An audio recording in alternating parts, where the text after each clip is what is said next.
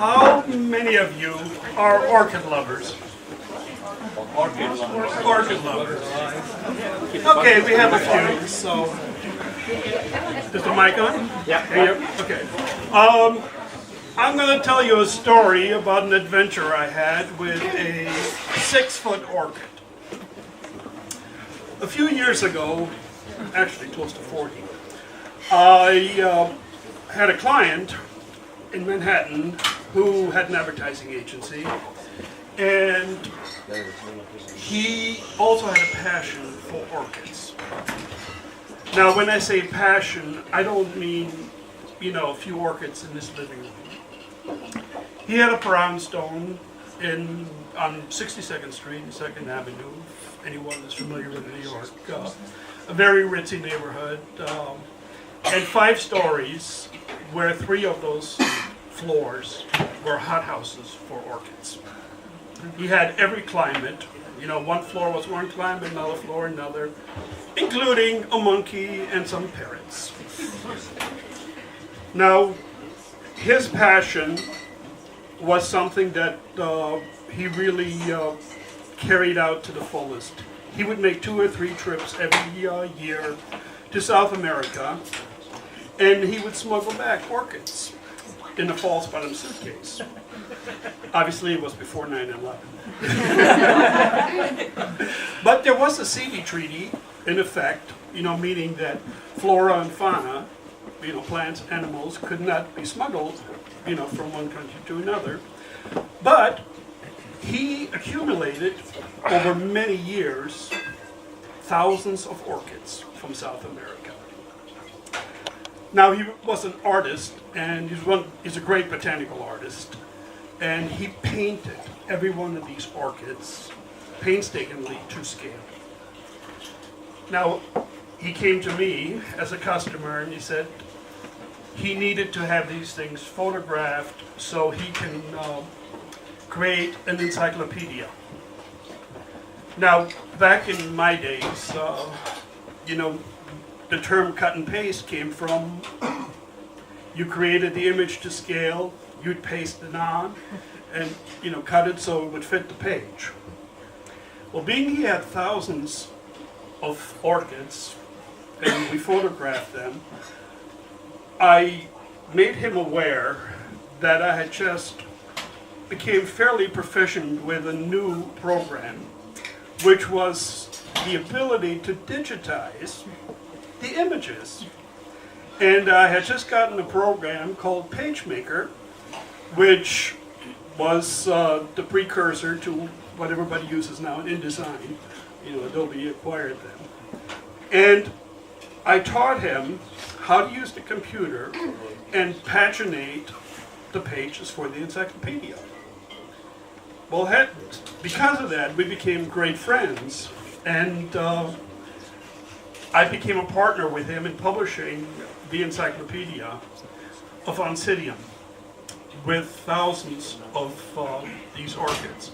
And because of this encyclopedia, we had Mark Chase, who is the head of the Royal Botanical Gardens in Kew, as our editor. And we ended up creating a coffee table book for $120. That was huge, big size. And we printed 10,000 copies and sold out because every university would buy the book as a reference source. And we ended up in our second edition making it smaller, and Kew Gardens, Kew in Botanical Gardens in Kew, but they ended up doing DNA analysis on orchids and finding out that some orchids that have been classified for generations didn't even belong to the same family. So we found one orchid that was all by itself, had been classified in a family, and they named it after Harry. It's called the Selincoa.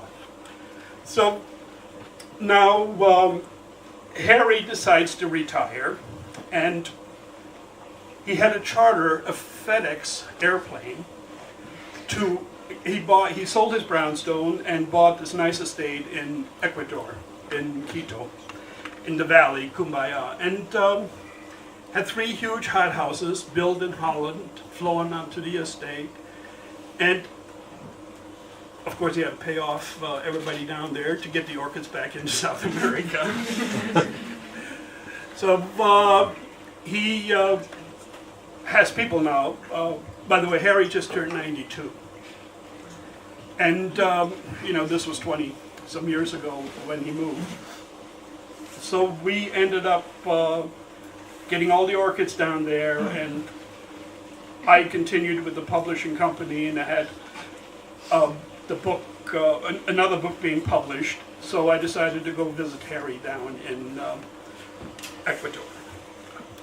Now, the fun part was he lived in a compound with walls around. And you couldn't go outside. It wasn't safe.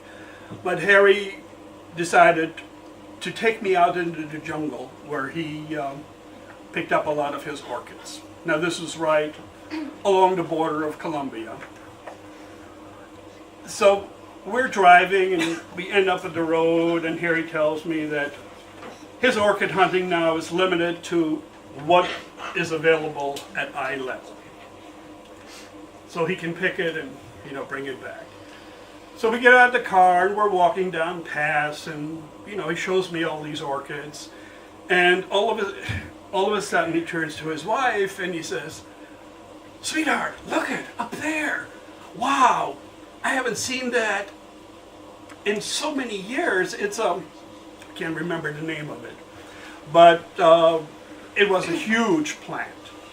The flower was like this big, and it was about 4 stories high. Now, Ecuador is like fjords. The cliffs and the mountains are very steep. And Harry says, "God, if I only was younger, I would go up there and get this." Now, I'm 20 years younger than Harry. He was 70 at the time. I had just turned 50. And I said, "Hey." I crawled up there on my stomach. And, "I'll get it for you." So I hand Harry my camera, and he said, "Are you sure you want to do this?" I said, "No problem, So I'm on my stomach, and I'm pulling myself up by the roots of plants that were there, and I'm going, and I've got my eye focused on this plant. And I get up there. Now, orchids are air ferns, so we don't have to worry about the roots being buried. They were just spread out. Now, the roots were as wide as the width of my arm. So I'm pulling all the roots together, and I make a ball. And then it dawned on me that living in America for 40 years, my German intelligence had been asleep. Because if I would have been awake, I would have thought about how the hell I was going to get down once I got up there. But being American, I just charged ahead and I'll think about it later. So I'm turning around and I'm looking. I can't stand up. I can't walk down. It's a steep incline. What in the hell do I do? I'm yelling down to Harry and Rosemary, and they're just laughing their ass off. And finally I said, "Fuck it." I laid on my back, I put the orchid on my stomach, and I slipped down on my back and my behind. I was a little bruised and all muddy, but the orchid made it to the hothouse. It had a beautiful spot, and it's still living today. And the plant is almost 20 years old. So my story, Matt, is the same thing. German practicality should have taken over before I started out my adventure.